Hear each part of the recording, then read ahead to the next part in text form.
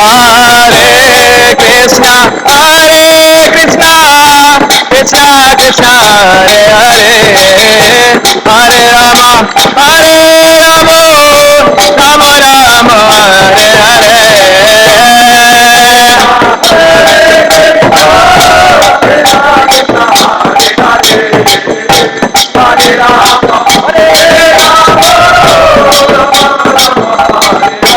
Hare Krishna, Krishna Krishna,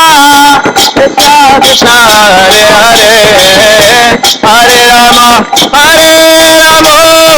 Rama Rama, Hare Hare. Hare Krishna, Krishna Krishna, Hare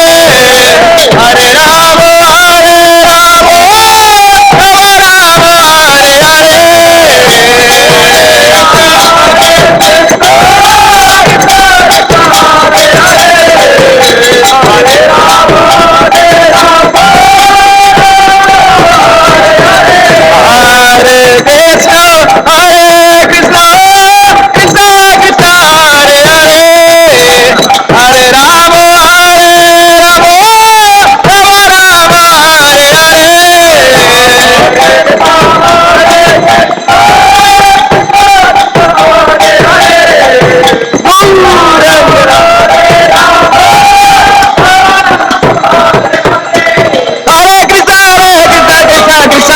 Rama Hare Hare.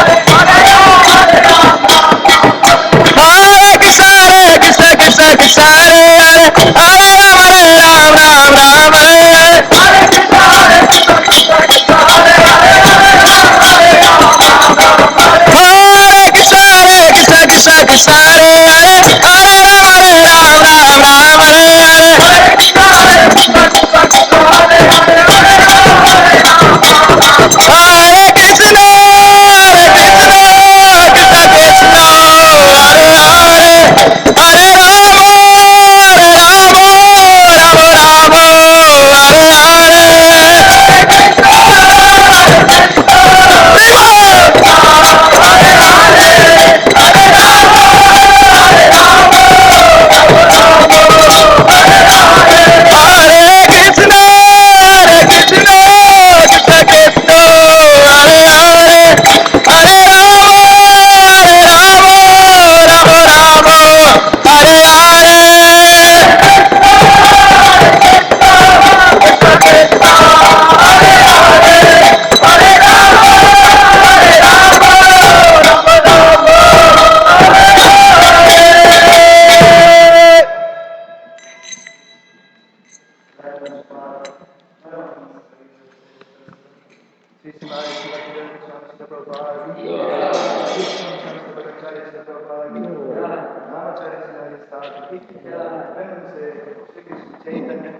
Prabhu Nityananda Sri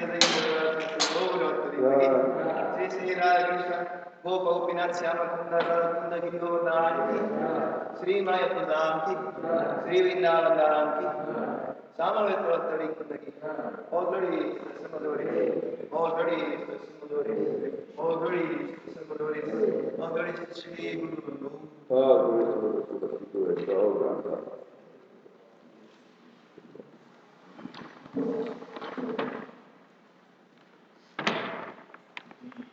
Lord, Lord's mercy, may we honor service, not only as such, but we may be our parents.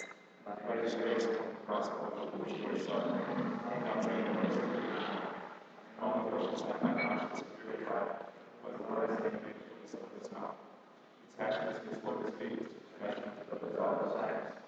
He opens my heart and eyes, as my heart rejoices in His mouth. He is my Lord, my God, my Lord, and in His head, and anxious.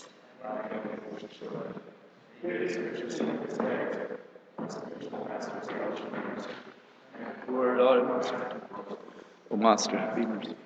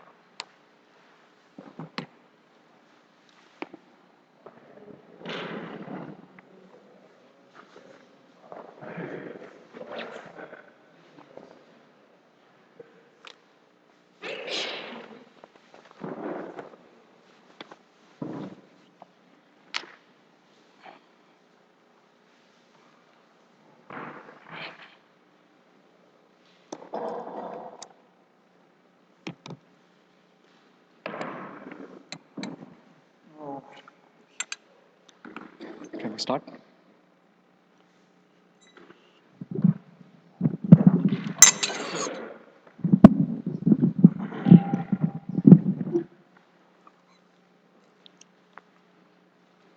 Jaya Radha Madhava Kunja Bihari Radha Madhava Kunja Bihari Jaya Radha Madhava Kunja Bihari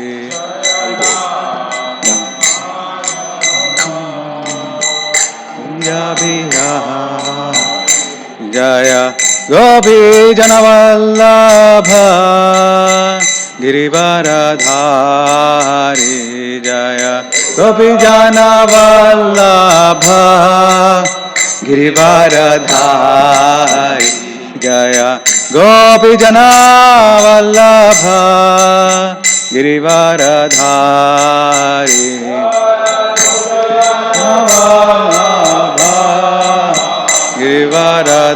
Girivaradhari Jaya Yashodanandana Vrajajana Ranjana Yashodanandana Vrajajana Ranjana Yashodanandana Vrajajana Ranjana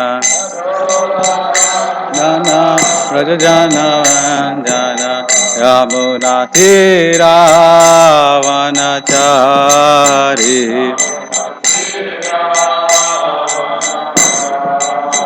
Yamuna Tira Vanachari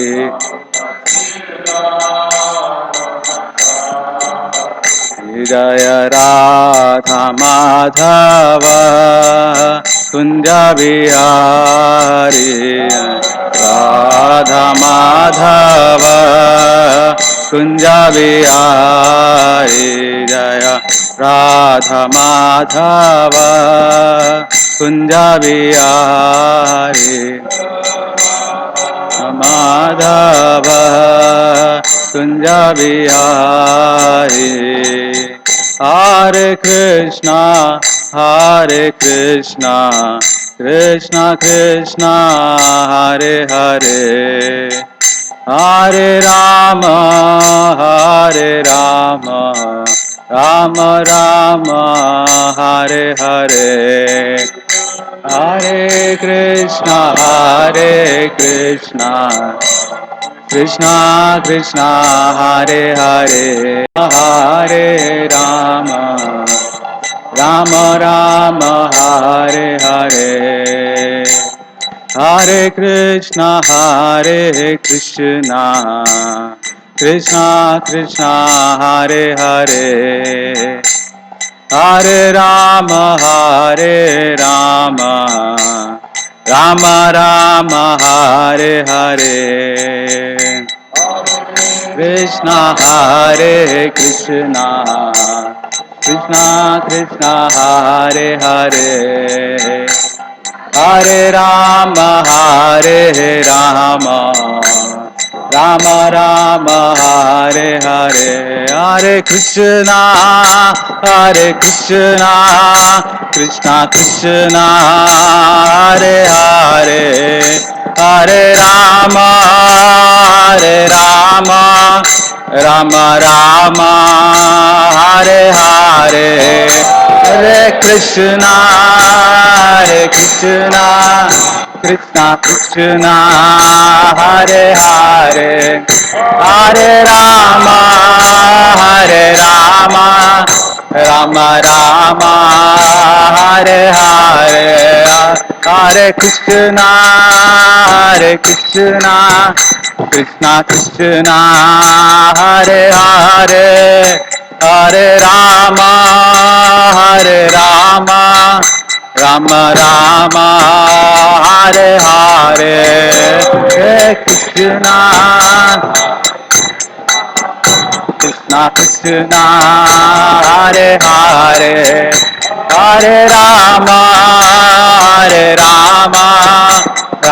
Rama Hare Hare Jaya Jaya Prabhupada, Prabhupada, Prabhupada, Jaya Prabhupada, Jaya Prabhupada, Prabhupada, Prabhupada, Jaya Prabhupada, Jaya Prabhupada, Prabhupada, Prabhupada, Jaya Jaya Prabhupada.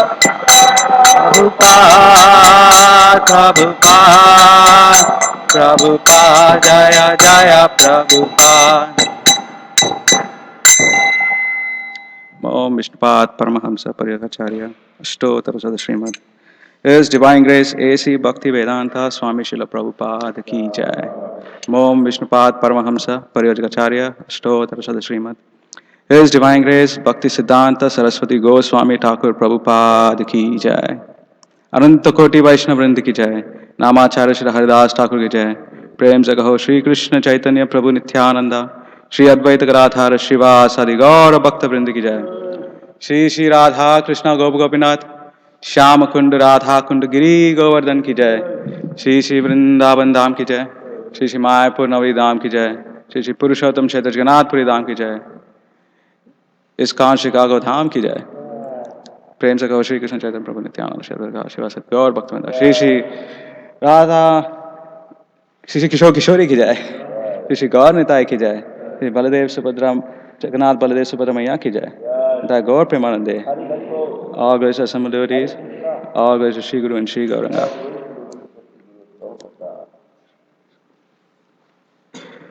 Can I have the book, Srimad Bhagavatam? The book, Srimad, do you have?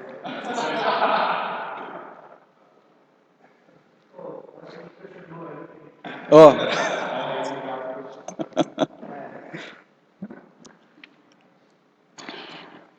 Om Namo Bhagavate Vasudevaya. Om Namo Bhagavate Vasudevaya. Om Namo Bhagavate Vasudevaya.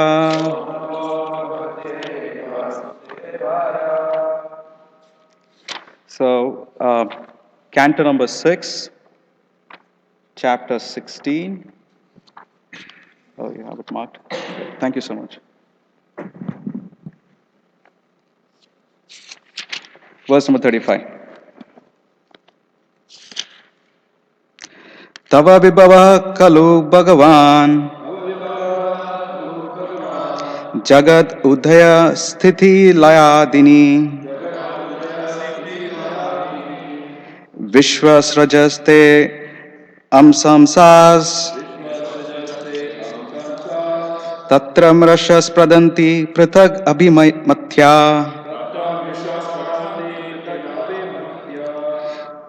Tava vibhava kalu bhagavan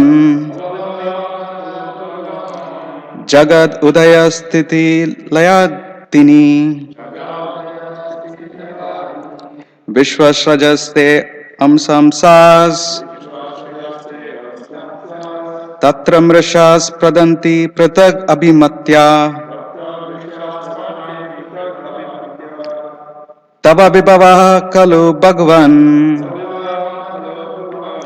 Jagat udaya sthiti layadini Vishwasrajaste amsamsas Tatra mrishas pradanti pratag abhimatya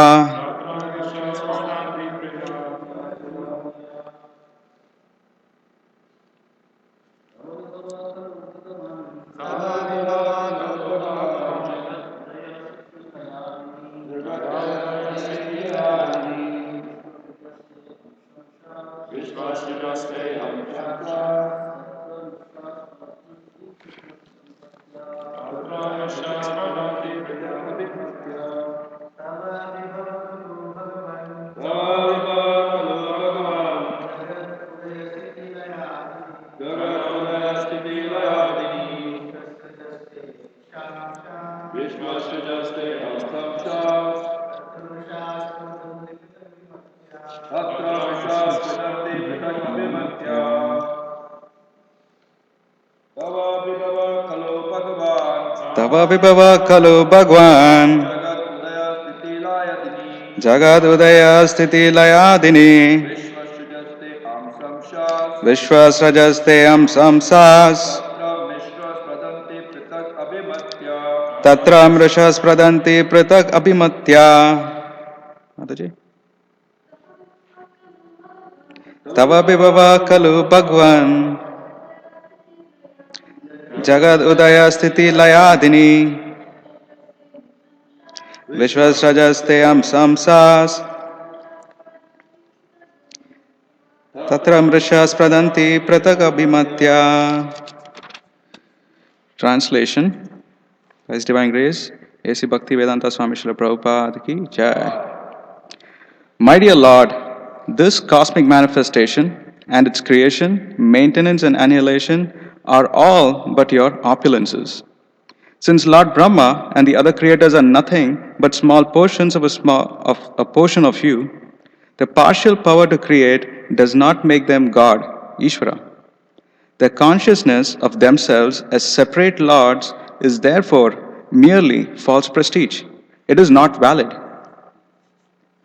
Om Jnanathimnandasya Jnananjana Shalakya Chakshurumilena Tasmai Shri Gurave Namaha. Purport. A devotee who has fully surrendered to the lotus feet of the Lord knows very well that the creative energy of the living entities, from Lord Brahma down to the small ant, exists because the living entities are parts and parcel of the Lord. In Bhagavad Gita, chapter 15.7, the Lord says, Mamevamso jiva loke jiva bhuta sanatanaha. The living entities in this conditioned world are my eternal fragmental parts. The living entities are nothing but very small portions of the Supreme Spirit, like sparks of a fire. Because they are part of the Supreme, they have creative quality in very minute quantity. The so-called scientists of the modern materialistic world are proud because they have created modern facilities like great airplanes.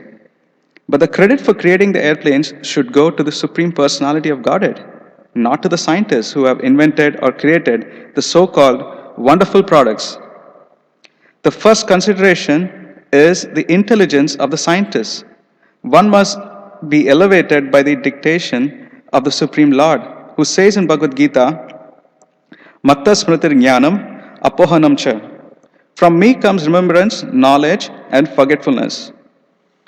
Because the Supreme Lord, as Supersoul, sits within the core of every living entity's heart, the dictation by which one advances in scientific knowledge or creative faculties comes from him.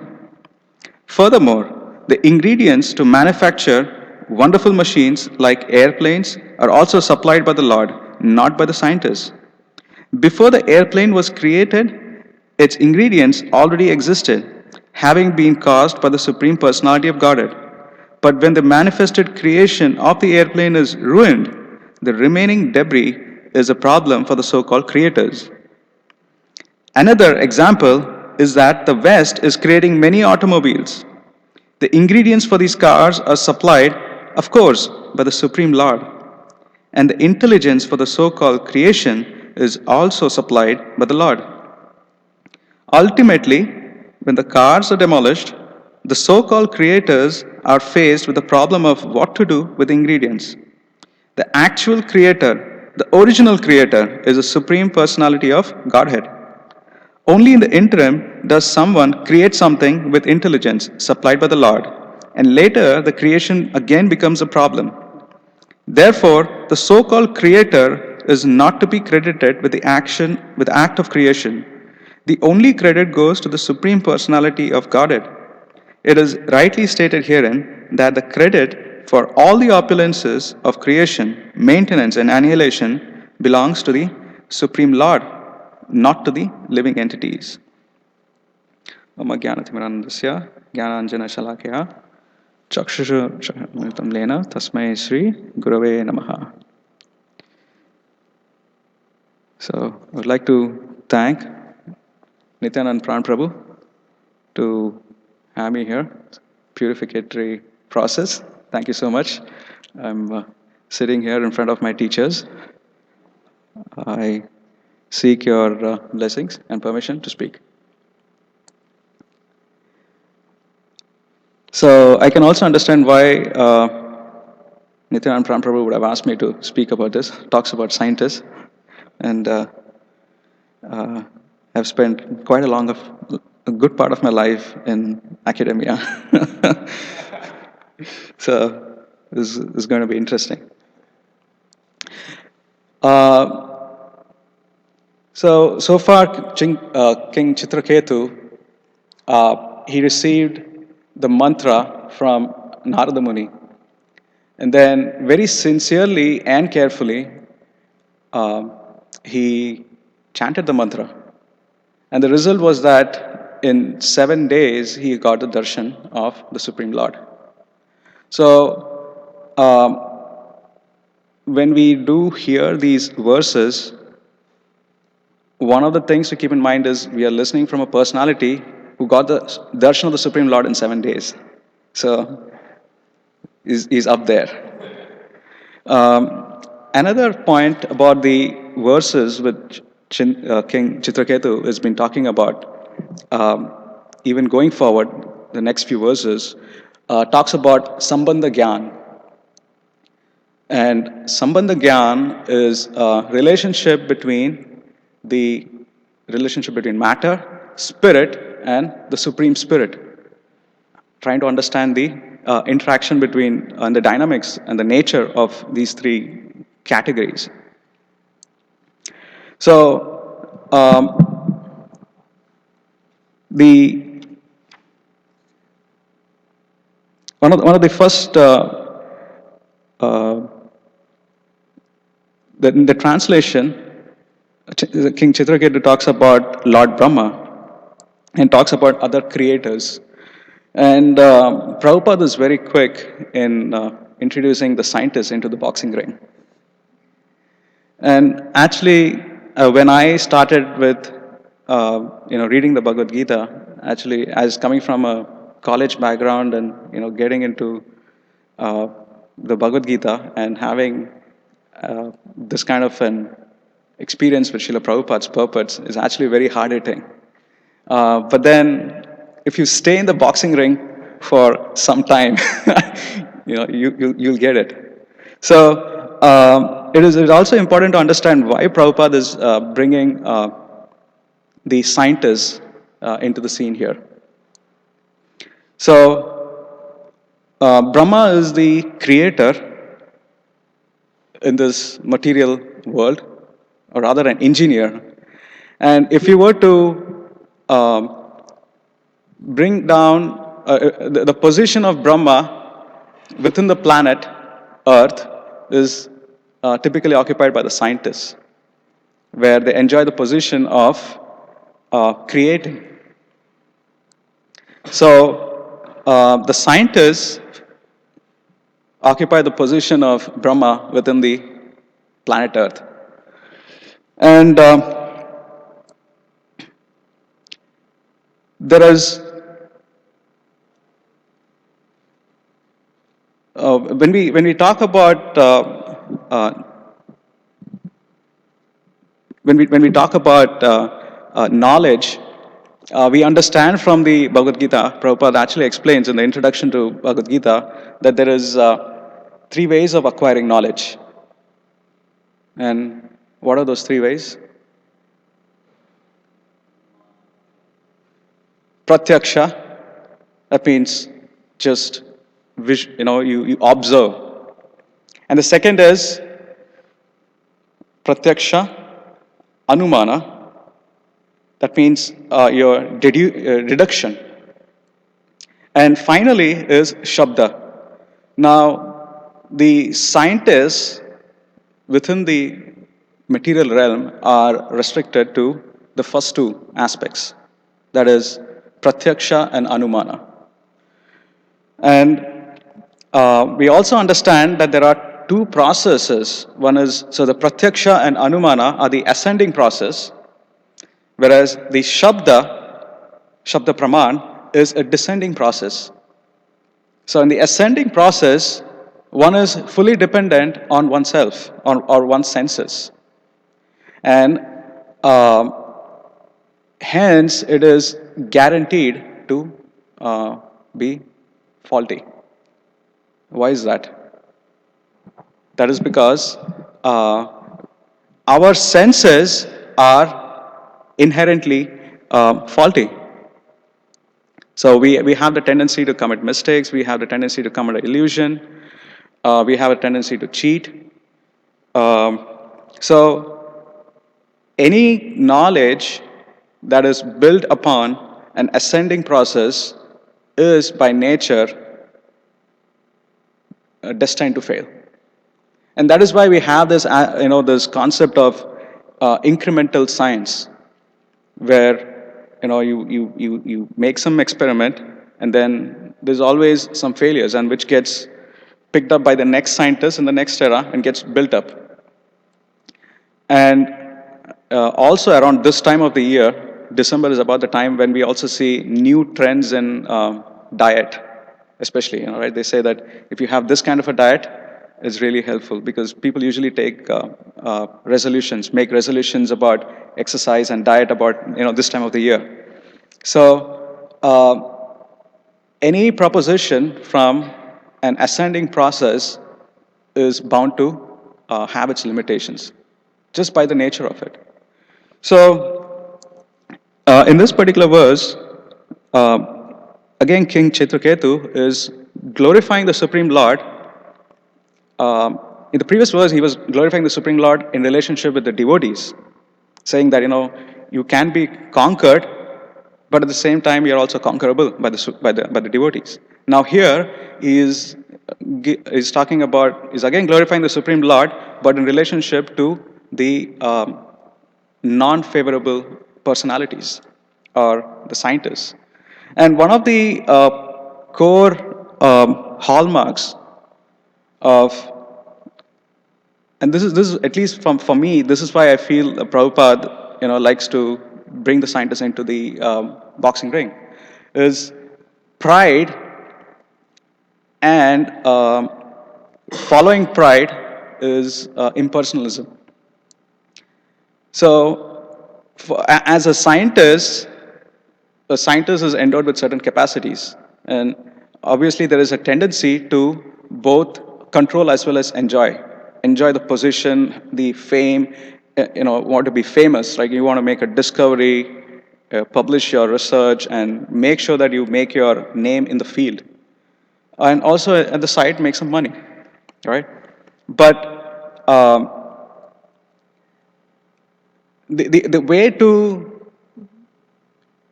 the only way you can get to that position is by claiming, uh, by claiming that that particular whatever you have proposed is completely of your doing. You cannot attribute that to somebody else. So the next step then is to negate or nullify God, because then there is no empowerment, right? It's just that, I am powerful. I'm not really empowered, but I am powerful. So then this concept, then we have this concept of atheism, which is why we see that it is pretty prominent in the scientific circles, because you cannot bring theism into the scientific domain. It's difficult. At least the way science is defined currently. So that is why Prabhupada Nirvisesha Shunyavati Paschadya Deshatarine. So that is how we glorify Srila Prabhupada. And that is why Prabhupada is so heavy on the scientists, because the scientists represent the brain of the society and typically charged with leading the society. Mahajano ena katasu panta. So people in positions of responsibility misleading the society, that really triggers Srila Prabhupada. So that is why you see that Prabhupada is very hard-hitting on the scientists. That is not to say that whatever the scientists are contributing is useless. There is contribution, but we also have to understand where the ultimate source of the contribution is coming from. That has to be given its place. So that is the mood of the purport given here. So Prabhupada quotes that Matha Smritir Jnanam Apahanam Cha. So this jnanam or knowledge is also given by Krishna. Then there is another aspect of knowledge about giving knowledge to the qualified person. And in the Bhagavad Gita chapter 13, Krishna is telling Arjuna about the items of knowledge, 13th chapter, starting from verse number 8, where one of the first items is humility. So, without humility, knowledge can be very dangerous. And actually, we see that, right? Every great discovery has been made with noble intentions.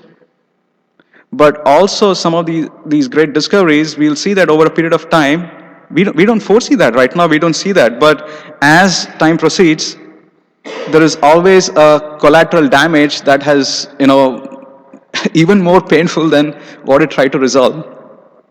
So,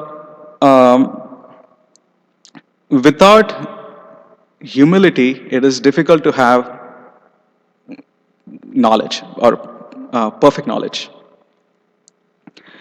So, in this, in the translation, King Chitraketu is saying that consciousness of themselves as separate lords is therefore merely false prestige. So, it's pride, but it's pride because of an misconception or incorrect sambandha gyan, or actually zero sambandha gyan to a very large extent.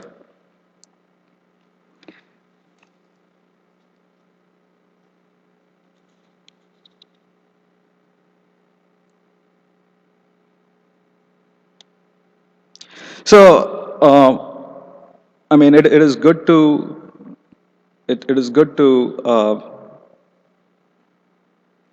see the scientists being bashed in the boxing ring. How does it apply to us as devotees, right? How many scientists are there in this assembly? Oh, there's no scientist here, right? So, oh, there is a scientist there. So obviously,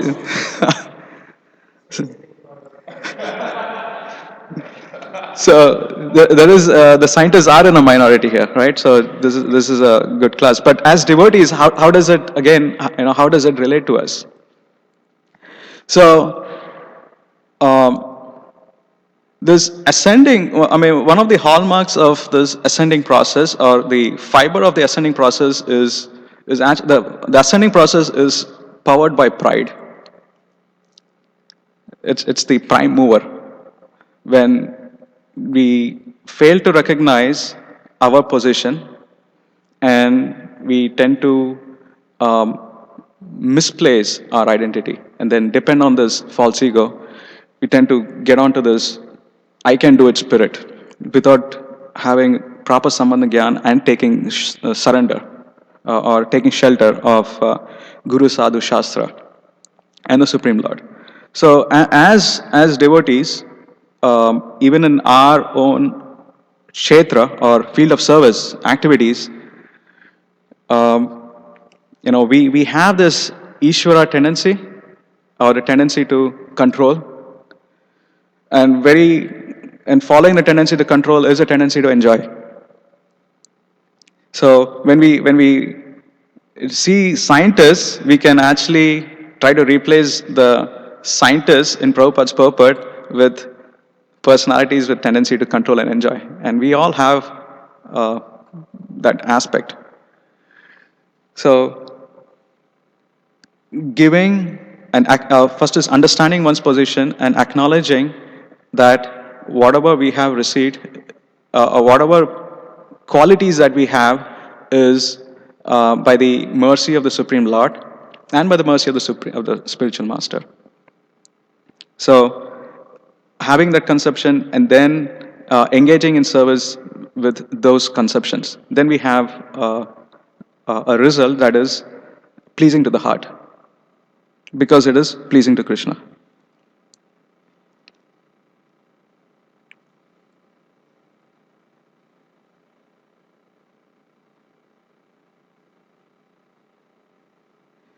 So that is all I had to discuss. If there is any questions, I'll be happy to answer. Go ahead, Prabhu.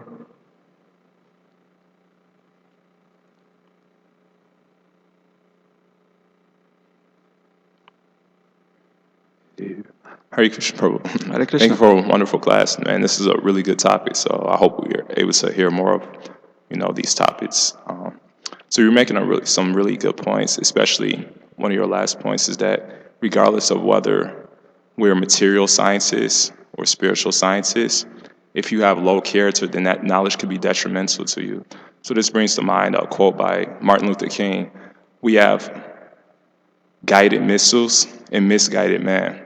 And so my question in this regard to Prabhupada's purport is that this seems like one of the main arguments against the sciences is that they haven't done anything. They can't create anything. All the elements of nature are given by God. So how do we convince, the scientists, most of the people we're dealing with at the schools are, philosophers or scientists. So how can one kind of convince them that you're really not doing anything? This seems like the main argument is pretty obvious to us, but how can you make it obvious to them? Prashadam. About that, So, I mean, it is, it can be a very difficult nut to crack, for sure. Because I mean, so in the academic world, a lot of emphasis is given to original work, right? So it actually, is pushing oneself more and more in the space of false ego, and actually you get credit for that. You become famous for that, for the false ego that you carry. So it can be a very difficult task, for sure. However, in my experience, what I have noticed is people who are really experts in that particular field, they're actually pretty humble. They're pretty honest. They understand. They understand the shortcomings. They understand that they have a lot to learn, and there's a lot that they don't know.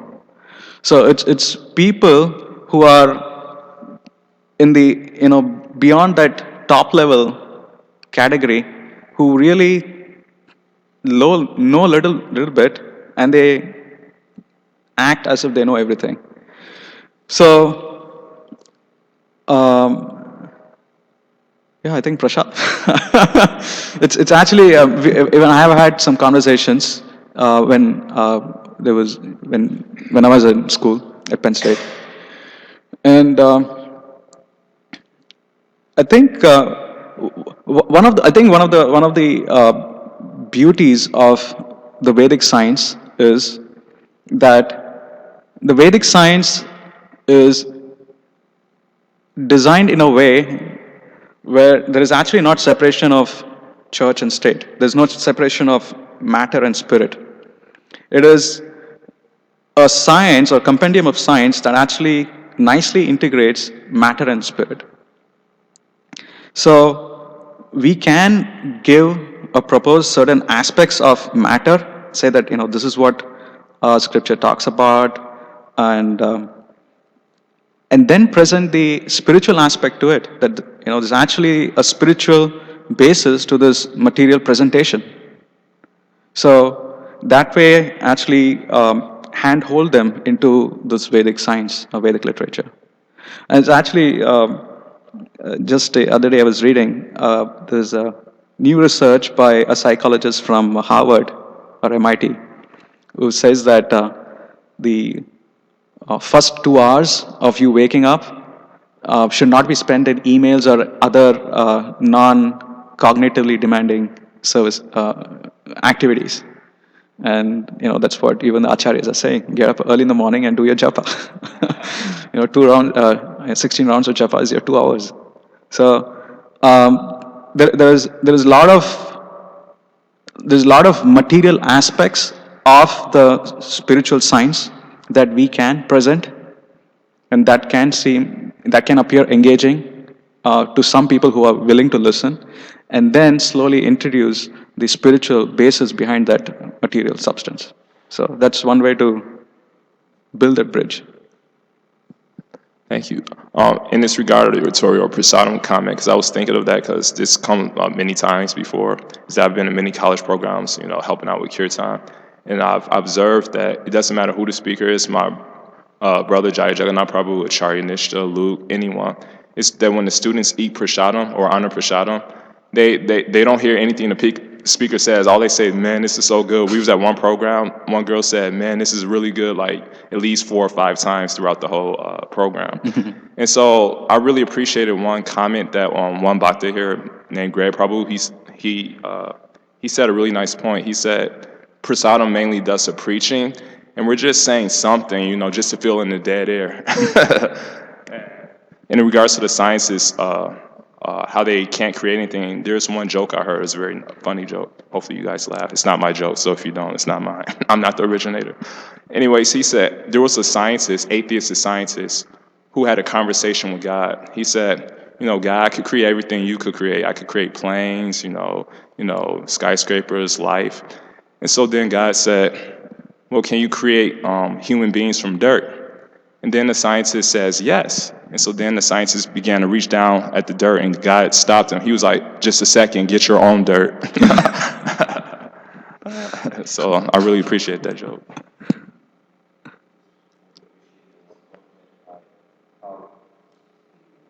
I just want to appreciate your one point, that how the fame and name and pride, it leads to impersonalism. That was very significant word for me. That when person, he educated himself more, and we often go to the schools for preaching and distribution, we see that how it is acting. We can see the persons face to face, at how they're behaving with us and what is going in their mind. So that is very important. Thank you. Thank you. I just wanted to comment on the point that you made. So one of the experience that we had at Penn State was that, so we reshuffled the program a little bit, but there was one group of students who used to consistently attend the program. Like we had a program starting at 6 o'clock until 8 o'clock, or maybe 9 o'clock, 3 hours program. Students used to be there. 6:30. And there was a group of students who used to come at 6 o'clock and leave at 9 o'clock. Every day, every week, for at least 2 or 3 years, till they graduated. And they were from the Atheist and Agnostic Society, believe it or not. And, one of their comments was, you guys have substance. At least you have a logical way of presenting things. You might talk of infinite time and cyclic time and universes appearing out of pores of this being Mahavishnu, or fascinating stuff like that. But there's some logic to the whole thing. It sounds reasonable. And also prasadam, and actually kirtan. And then actually some of them took a bike ride from Pennsylvania all the way across to California, and guess what? The cross-country biking, they stopped at ISKCON temples all through the journey. So it changes their heart in ways that we don't even know. They might not become like sadhakas overnight. They might do, but we know the process has had some effect. There's some attraction. Prabhu, go ahead. First of all, thank you for doing this. Like Parama Karuna expressed, I like the way you said the connection between pride and impersonalism, or those who have a tendency to control, is also there's a good tendency to enjoy or compete, and that's the word here, spardhanti. They're rivaling. Um, Oftentimes, when we talk of scientists, and we do sort of speak a little condescendingly about the scientists, um, I also feel that religion has had a big role to play in the scientists being the way that they are, either due to dogmatic views, or I should say partial explanation of certain things, or outright no explanation except in the name of descending knowledge. Just say you have to accept this, and that really sets the scientists into an orbit that how come you cannot answer any question. So I do feel, I guess, religion has played its part per se. So would you like to comment on that? Sure. So, I mean, people, especially coming from a Vedic background, as I just indicated earlier, the Vedic model very nicely um, integrates matter and spirit and presents it. So, most of the Western science has been an offshoot of the separation of church and state.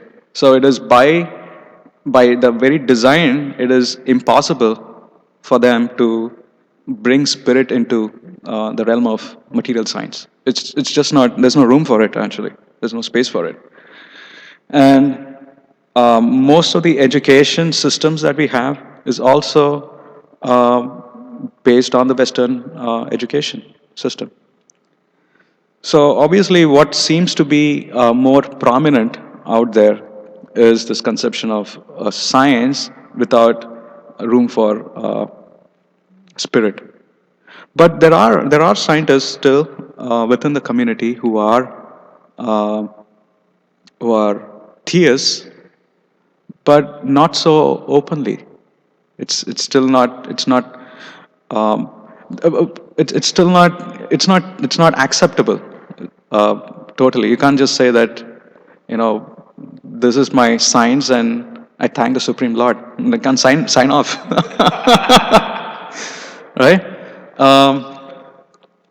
So I think our strength, particularly coming from the Vedic culture, is we have a very strong science. Like we can talk about cosmology, we can talk about astrology, we can talk about mathematics, we can talk about medicine, we can talk about defense, we can talk about economics, we can talk about logic, we can talk about grammar. There's just an completely holistic uh, package that is supporting this scientific background. So, this is something that nobody else has. And unfortunately, we don't have many scientists from this background sharing the limelight. So that's an unfortunate situation. That's why when we think of scientists, or especially when we actually even about the time when Srila Prabhupada was writing the purports, it's about 1970s, 60s, was a time when we went to the moon. So it was a time when science was at the center. It was like science was the answer to all the miseries of mankind. That is why, I mean, it's also, we have to understand that when Srila Prabhupada is talking about science, it's also very circumstantial at that point in time. Because science was at the center stage at that point in time. We had never left Earth. And then, there was all those space missions and things like that happening. There's also a lot of,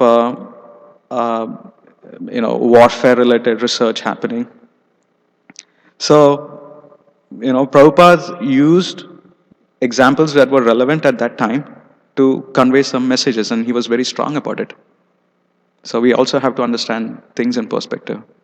It's not like, our national anthem is to punch the scientists in ISKCON, right?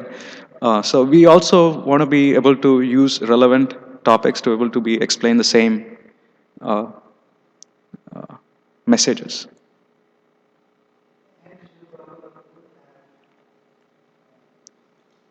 And there are many conversations of Prabhupada with Bhakti Swarup Damodar Goswami, who Prabhupada encouraged that he should finish his PhD and would say, how's it going? And what are they saying? And there are all these conversations. So it's not like Prabhupada was not supportive of science. He was against scientists denying the existence of God. But on the other hand, he was encouraging Maharaj to complete and speak and invite other scientists, as you were saying. Thank you. Very true.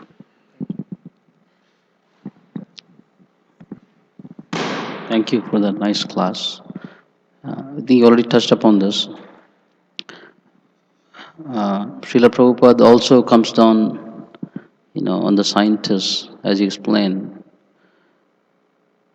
like recently, just now, that they propose that they have the answers to, all the problems of life. And so living entities, in a way, the most valuable thing that we have is faith. And so the scientists, Prabhupada saw that the scientists were occupying, they were actually gaining the faith of the living entities. And there was only place for one, either them or the Supreme Lord. So there was not place for both. So that's why Prabhupada, he took issues with the scientists because they were telling people to not, surrender unto God. I mean, not explicitly, but maybe implicitly. But then they were occupying that post of, as you're saying, of, being the controllers, and, receiving name, fame, recognition, the faith of people, like that. So that's my understanding as well. Yeah. Sure. I think, yes, I think a good part of even being in that position of responsibility is being honest, right? Rather than misleading people, is being honest about for example, we always understand, one of the arguments is science is all about objectivity, right? It's all numbers, it's all true or false at the end of the day. But actually, there's a lot of subjectivity in science, including when you publish what gets accepted by a particular journal and hence gets disseminated into the society by the largest scientists. There's a lot of there's political science and there is scientific politics. So there's a lot of scientific politics also in the realm of what research gets funded, what doesn't get funded to begin with, right? I mean, at the end of the day, you need something, some money to even begin research on something or withdraw funding from certain other aspects. So there's a lot of subjectivity governing the science as we understand it. And actually that has and then that's not really being honest at the end of the day, and that's hence misleading people. Even for example, diet, right? I mean, typically when you say vegetarian, it's like, first question is, where do you get your proteins from? It's like every time you ask, you say, it's a vegetarian, like, where do you get the proteins from? Right? I mean, an elephant gets its proteins, right? A rhinoceros gets its proteins. Right? So a deer is able to run, able to, is very agile. So where do they get the proteins? Um, and then, there is this feedback from a capitalistic society into the not so objective science, and then really you don't have a honest science at the end of the day. So there's a lot of that happening, a lot of misleading. Sure. You're talking about the dishonesty in science. We don't want to dig in that thing, but the thing is that, yeah, at the end of the day, you are getting money from the sources. You need a data. They are rushing behind you. So they're trying to manipulate the data. Everything is okay in the science? They're putting the right data, what they're publishing in the papers? Not at all. I was working in the research laboratory. I know what's going on over there. Even my own research, he was a number one scientist. And he was manipulating data at the end of the day. Okay, put it. We need this right now. So science is absolutely not true. And the second thing, what I've seen when going to different school, more higher the rank schools are, higher ranking, they will never listen to you. But when you go to the community colleges, so it's depend upon the way how you are been nurtured. Did this big school have this explore to the student? You are being in a big school, you are in UW Madison, or you have been Harvard, you have been Penn State, or even that. So now you don't have to think anything. You are the bright future of this world. In America, it's more prevalent. Now you stick on everything is nonsense. Not even your parents, they stick on to this thing, and that make the things more worst. They don't understand what is. They are so puffed up. They don't want to see anything except their own school, their own environment, their own the world of mirror and glass. Yeah, because there's a lot you've already invested in, right? Yes. When you get to Harvard or Princeton, there's a lot you've invested in. You don't want to be, it's like I don't want to accept the truth because I've signed up for this. I mean, I've given up a lot of my, of my time either studying for this or doing stuff to get into the school, and I am not going to give this away. There's too much at stake, so I just don't want to accept it. So, although at a subconscious level, inherently, one might not feel superlative, very high degrees of conviction with whatever they are doing, but you're so invested into that process that you just can't come out of it. Right? At the end of the day, irrespective of what the researcher is doing, he has to bring home some money, feed his family. So that is why you'll notice that the professors in the Vedic society were not given remuneration. There is no remuneration to the sages or the professors of Vedic society. So remuneration, when there is remuneration connected with knowledge, that's actually very dangerous. Very dangerous, because then you're going after the carrot, not really after the knowledge. And knowledge is just a crutch by which you can get to your enjoyment and controllership, and so it becomes a very dangerous combination. But yeah, I think a lot of people are invested in it and they just don't want to accept it.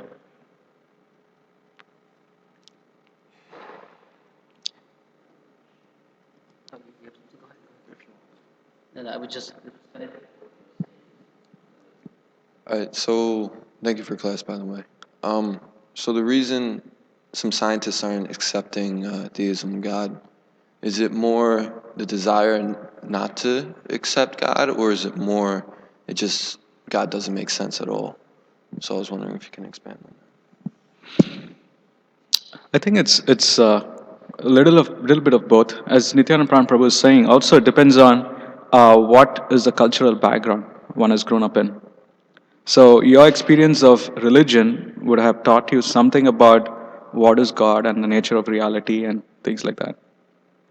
And then with that notion of spirituality, when you do get into science and things don't equate, you're like, there has to be hocus pocus. There has to be stories. I mean, there has to be stories, right?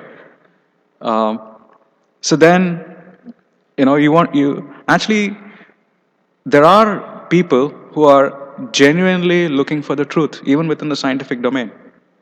But because they come from a background where they have never been exposed to it, or they have never been exposed to a version of spirituality that would also encompass, the material reality.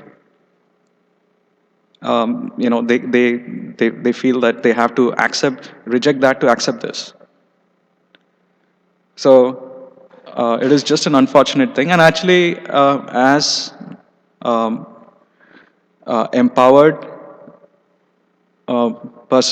people, empowered by Srila Prabhupada, with this particular knowledge, and the kind of services many of you are doing, I think it's a great service.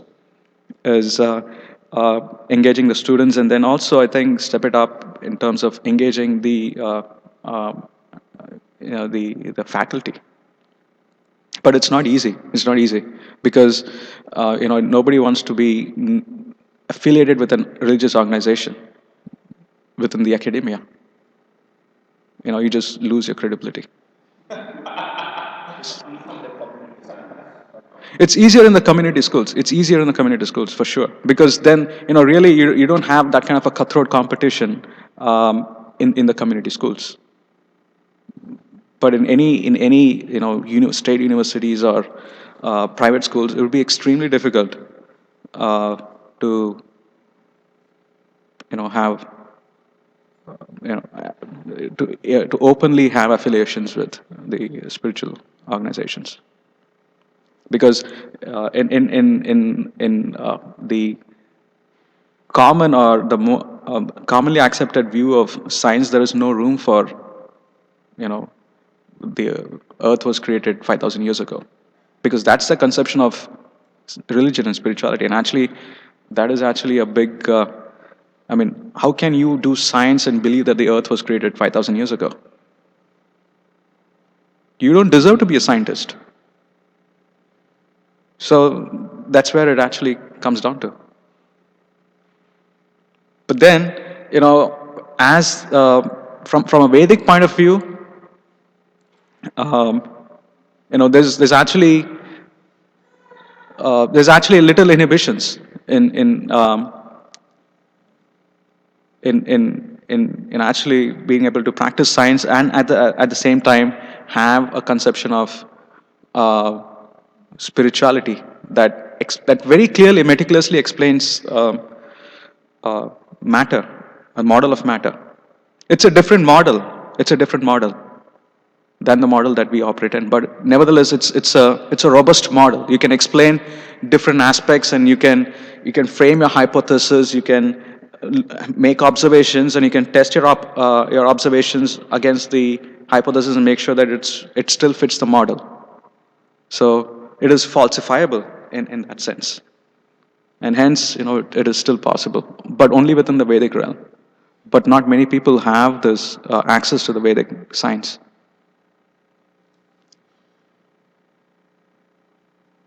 Any other questions? Just further comment.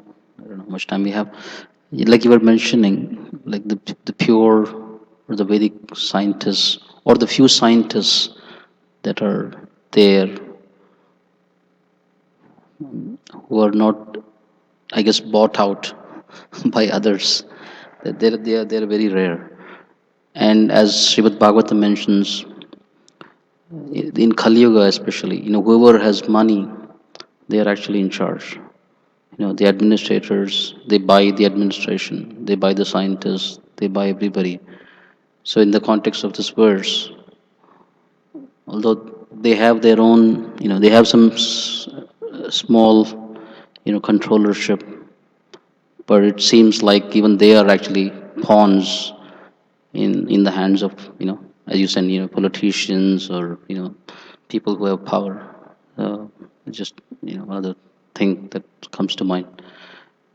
And then, as you were saying, there are some new kids on the block, the new scientists, and then there are who have been in the system, and they have seen, they have become, some of them might have become illusioned by the whole system, and as you're saying, they're looking for a way out.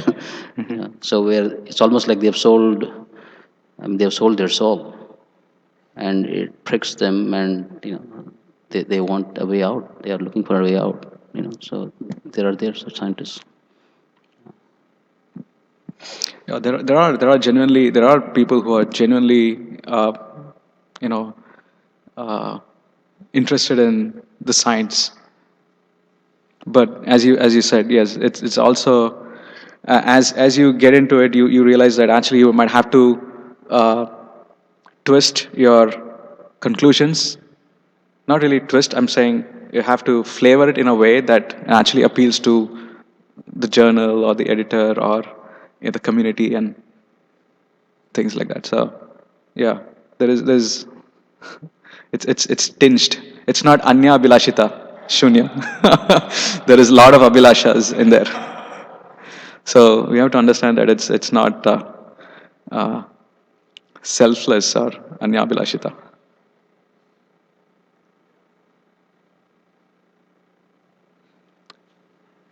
Thank you very much. Srila Prabhupada ki jai.